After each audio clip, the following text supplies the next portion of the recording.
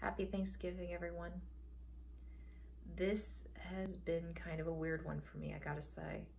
About this time last year, um, we went in for an ultrasound. We had already had a screening, and the screening had been very bad.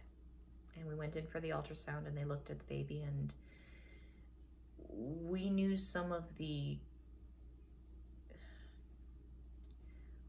conditions that can arise with this particular disease, and so we asked not to see the ultrasound. And I think that was a mistake because I think he probably looked okay, but we were both very afraid that we would see something horrific,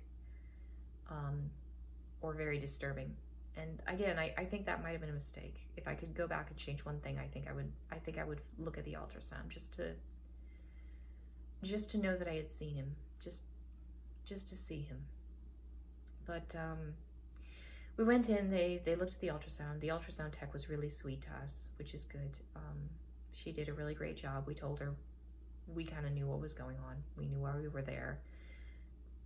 And we knew that there was a 70% chance that things were going to be very bad. And she was very neutral because that's what her job was. And they brought us to a little room afterward. If you've been through this sort of thing, you know what the little room is. They brought us to that little room. The doctor came in, told us that the baby showed all the physical indicators, not all the physical indicators, but many strong physical indicators of trisomy 18. And he asked us what we knew about trisomy 18, and of course I started telling him anything you can learn on the internet about trisomy 18, I knew it. And so I just started talking statistics one after the other. And after a moment or two, he's like, so I guess you're familiar with this. And of course, my husband, he's much more socially skilled than I am. So he was kind of like, yeah, her family is, she comes from a family of academics. It's like, I was staring out the window, just listing, all of these numbers, very bad numbers, lots of very bad numbers. And so, we stepped out of that room, and they were going to give me an amniocentesis right then, which was very nice of them. And I remember, like, the ultrasound tech, she was waiting outside the room, and she gave me a big hug because she knew. We all knew. And in case you've never had an amniocentesis, or don't know what an amniocentesis is, it's where they take this monster gigantic needle and they put it directly through your abdomen, through your uterine wall, through the wall of your uterus, into the amniotic sac, and withdraw a small vial of amniotic fluid that they can then send to the lab and test the genetic material of the baby himself to find out whether or not he has this very, very fatal disease that's all signs indicate he has.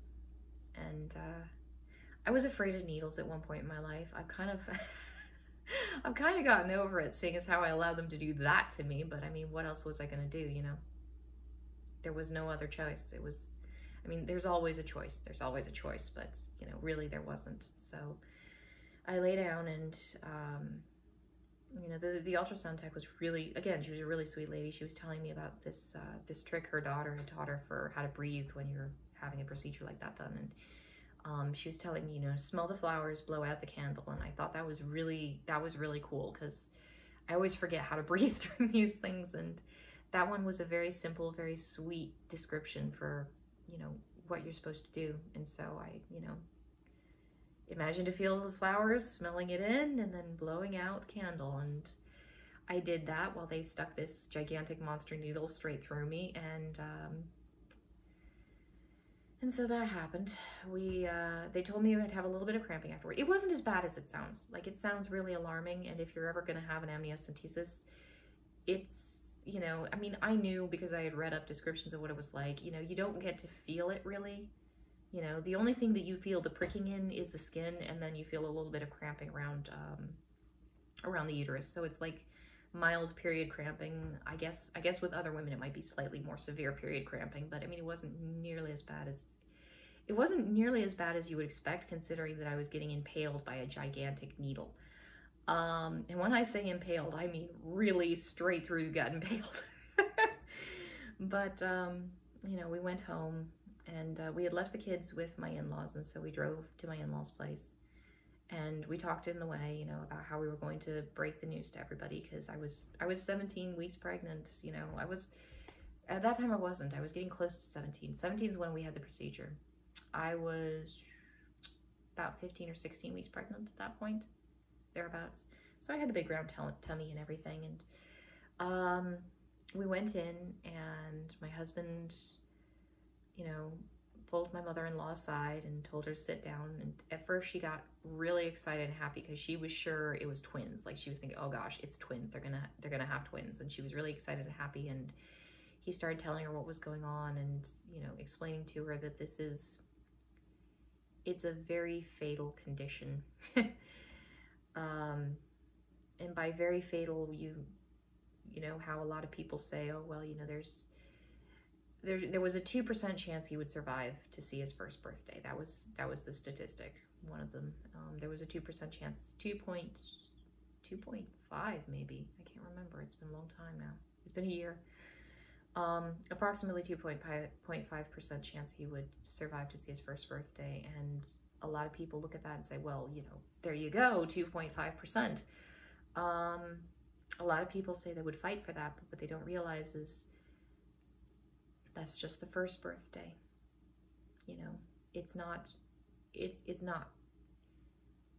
like you get a miracle pass right after that happens. Like, oh, yay, you made it to the first birthday. Now he's going to be okay. They're never okay. They get born, and if they're born alive, which does not happen very often, they're never going to be okay. You just try to keep them comfortable, and you try to keep them alive, and they're going to die. It's just a matter of when. And you don't know that time, but it's coming. Because that's what that disease does to children. It kills them. It doesn't even kill children most of the time. It just kills babies. So, you know, we had to explain that to her because, I mean, Catholic family, it's like usually abortion is the last option you're going to want to take. And, you know, generally speaking, abortion is the last option we want to take. I honestly really believe that if it was something like Down syndrome or something where it wasn't that fatal, you know, we would be having a very different kind of discussion. But it's fatal. It's very fatal. And so, you know, we had that discussion, and we took the kids and we went home. The kids had no idea. You know, thank goodness the kids had no idea. We had not told them why mom was getting so fat. We were going to surprise them with a baby brother. And we knew it was a boy. I knew it was a boy. Like early on, I found out I was pregnant, and very, very rapidly afterwards, I was sure it was a boy. I could feel it.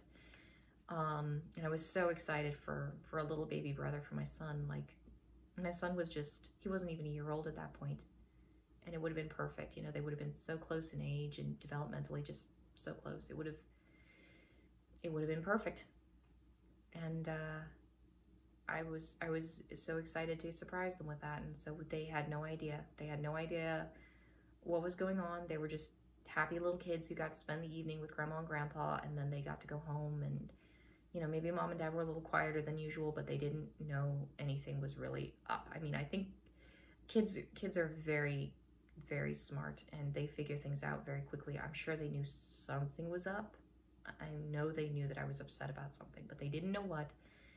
And they didn't know what. And so that evening, we got home, I washed my hair, and got it really clean, sparkly and shiny and pretty. And I used to have hair down to my butt, like really down to my butt. I'll try and post a picture if I can find it. Long hair. And I washed it, I got it all pretty, I tied it up I dried it really well. I tied it up in a ponytail, and I took a shears and I cut it all off. And if you ever go back and watch my very first video, which is on YouTube, I have short hair. it was quite short for a while there. It's starting to grow out. It's been a year, so it's had a little bit of time to grow out now, but I cut it all off and I donated it to a charity because I figured, you know, with what's going to happen next, I don't need to be messing around with long hair, which is good because I can't imagine getting all the blood out of my hair after what happened to me. After the hemorrhage, like I was soaked in blood, like absolutely soaked in blood, and I can just imagine all that hair with all that blood. It's like, oh God, that would have been a cleanup job. But yeah, we aborted. We terminated the pregnancy. It seemed like the most humane thing that we could do. I have other videos talking about that. I'm going to make other videos talking about that. If you want to tell me I'm an evil baby killer, now is your chance. But honestly, there will be other videos where I go more in depth about it. So you can call me an evil baby killer there too. We did that, and I had a hemorrhage afterwards. I developed an unexpected and unforeseeable complication called uterine atony. My body just didn't respond well to not being pregnant anymore because I was supposed to be pregnant, you know. There was supposed to be a baby. And I hemorrhaged, and I lost a lot of blood, quite a lot of blood. I didn't pass out, which is unusual. A few people have commented that that was unusual. They had to give me a blood transfusion. I had to give me a massive chemical cocktail while they were giving me that transfusion to make sure that I stopped bleeding. I don't know what all they gave me. I didn't recognize the names of most of the chemicals they poured into me. I know they gave me something for the pain because, you know, they were doing a lot to me. They were poking and prodding and applying pressure to places that you don't want to think about, and I know the anesthetist was really awesome. Like it was a hospital, and it was a really good hospital, and the anesthetist was standing right next to me, and she talked me through what they were doing, and she was very, very calm, and she gave me something for the pain. She told me she was giving me something for the pain. I don't know if she gave me something for nerves or anxiety or whatever, but I've been through enough bad things in my life at this point. I know how I react to emergencies. I get extremely calm, which I don't know if that's normal or not, but every time there's an emergency, and I've been through a few of them now, I just get calm. And I shouldn't say that it's nice, but it's actually very nice because I feel crystal clear. And that's how I handle emergencies. I think other people panic. I know other people panic. I've seen people panic. I feel perfectly clear inside, and my head just feels absolutely calm, and it's a wonderful feeling, actually. Normally I'm bogged down by like little tiny anxieties and stray thoughts going all over the place, and you know, just so much different noises in my head, like little things, you know, and most of the time, like if I'm doing pretty well and I'm not depressed or sad or anxious about anything, most of the time it's very level and it's okay. I can keep kind of an even keel, and I've got little random stray hairs of thought running off in every which direction. It's very difficult to concentrate, and I'm okay. I'm pretty okay. I can function well enough, and honestly, some of those random stray hairs can be really useful because I get a lot of creative ideas and a lot of, you know, things I want to try, things I want to do, things I want to make, and it all just kind of flows around me, and it's like, okay, I've got to pick and choose what I got to do, and it's difficult to concentrate, but whatever. If there is an emergency, all of that shuts down, and it's just totally clear, and it's nice. And so I remember lying there in the hospital bed, and they moved the other post-op patients out of that room, which is probably a good thing because, you know, there was an emergency going on in the room, and there was a lady dying in the room. That lady just happened to be me.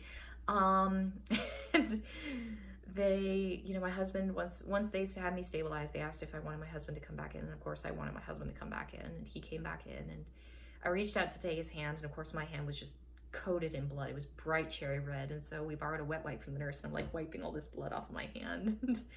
Afterwards, I sat there and I held his hand, and it was one of the most magical feelings in the world, just holding his hand and being there and being alive.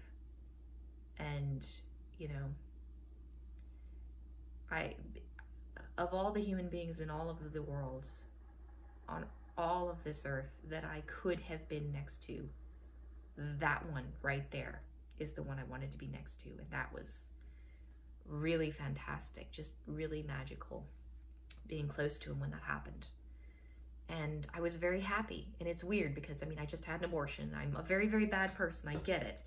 I just had an abortion and I'd lost my son. He was dead. And I was very, very sad about that. And I was very, very grateful that I was alive because my children would still have a mother and my husband would still have a wife. He wasn't a widow and he was right there and he was okay. He was shaken, but he was okay. And I got to hold his hand and I was incredibly happy about that. And I was thinking, you know, they kept me overnight for observation. And I sent him home because there wasn't anywhere for him to sleep and I really didn't want him sleeping in a chair. He would have done it. It's like he would have stuck by my side through the entire night and he would have been miserable and I didn't want that for him. So it was like, you know, please go home, get some sleep, and that way you can drive me home tomorrow, you know, and not be a zombie. And so he went home and I didn't sleep at all that night because I don't sleep in hospitals. Like I just can't.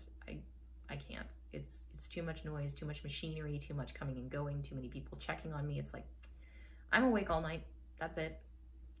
At one point, the nurse asked me if I wanted to eat something. I was like, oh yeah, that would be great. And so I got to eat some food. And later on, they checked on me to make sure that I was able to eat. And it was like, yeah, I already had a meal. They were like, oh, okay, you're doing okay.